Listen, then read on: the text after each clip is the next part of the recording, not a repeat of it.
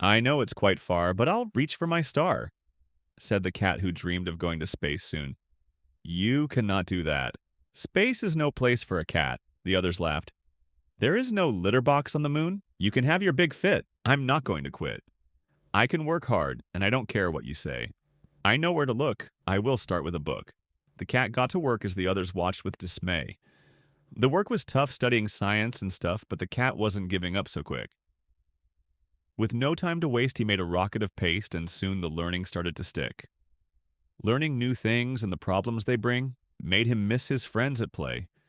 To be in the sun would be so much fun, but at his desk he had to stay. If I want to fly, I have to give it a try. And the cat entered a new frontier. He was instantly in love, soaring high above, hoping this would be his career. There was a big show when it was time to go, to say thanks for the inspiration. The cat built a team to help him follow his dream, and they helped with his determination. While entering NASA's hall, the cat felt small because the lobby was as big as a whale. His goals were so near, and he started to fear, what if he would fail? Absolutely not, was the answer the cat fought. The space agency director sadly shook his head. It does sound dumb, but monkeys have a thumb. And that was all the director said.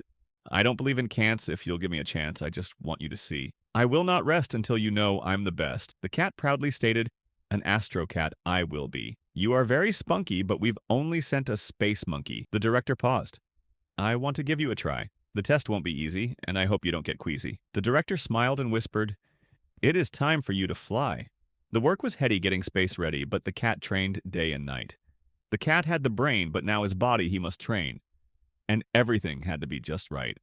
The new team was skeptical and thought the cat a spectacle.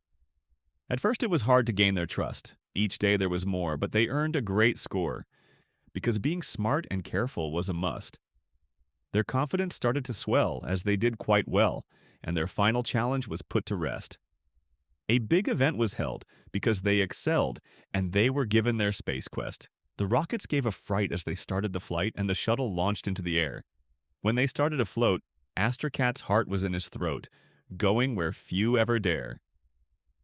Earth was a beautiful sight from a dizzying height, and Astrocat finally reached his dream. There was so much to do for a very small crew, and the three members made a good team. Astrocat could float quite free, testing new technology, doing many scientific things. There was no time to be bored with so many results to be scored, yet for the cat, only happiness it brings. Astrocat said goodbye to the floor as he slipped out the door for an exciting spacewalk. Seeing Earth from afar, he had reached his star, and he was so happy he couldn't even talk. When it came time to finish the flight, there came a bright light, announcing an emergency situation.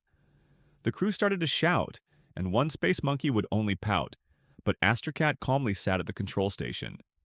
Astrocat avoided getting sad when the air had gone bad, and the shuttle could no longer steer.